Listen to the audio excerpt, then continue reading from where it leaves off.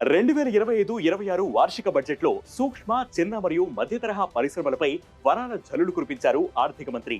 ఆర్థిక వ్యవస్థకు ఊతమిచ్చే 10 సూత్రాల్లో రెండోది ఎంఎస్ఎంఈ రంగమని వెల్లడించారు.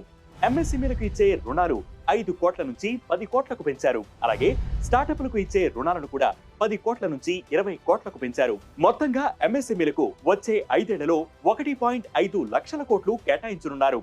ఉద్యమ్ పోర్టల్లో నమోదు చేసుకున్న సూక్ష్మ సంస్థలకు 5 లక్షలతో క్రెడిట్ కార్డులు ఇవ్వనున్నారు.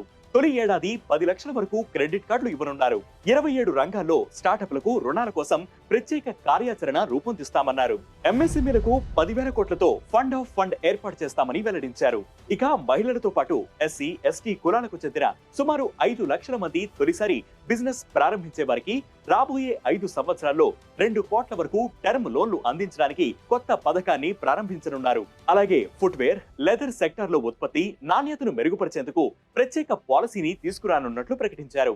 నాణ్యమైన లెదర్, నాన్ లెదర్ పాదరక్షల ఉత్పత్తి, డిజైన్, యంత్రాలకు మద్దతునివ్వడానికి ఈ స్కీమ్ ఉపయోగపడుతుందని తెలిపారు. కొత్తగా 22 లక్షల మందికి ఉపాధి లభిస్తుందని పేర్కొన్నారు. 1.1 లక్షల కోట్ల ఎగుమతులు సాధిస్తామని చెప్పారు. మేక్ ఇన్ ఇండియా బ్రాండ్ ను హైలైట్ చేస్తూ అధిక నాణ్యత, ప్రత్యేకమైన వినూత్నమైన బొమ్మలను సృష్టించే తయారీ పర్యావరణ వ్యవస్థ అభివృద్ధిపై దృష్టి పెట్టనున్నారు. వీటితో పాటు బీహార్లో నేషనల్ ఇన్స్టిట్యూట్ ఆఫ్ ఫుడ్ టెక్నాలజీని స్థాపించి రైతులకు ఆదాయం మరియు యువతకు ఉపాధి అవకాశాలను పెంచడం లక్ష్యంగా పెట్టుకున్నారు.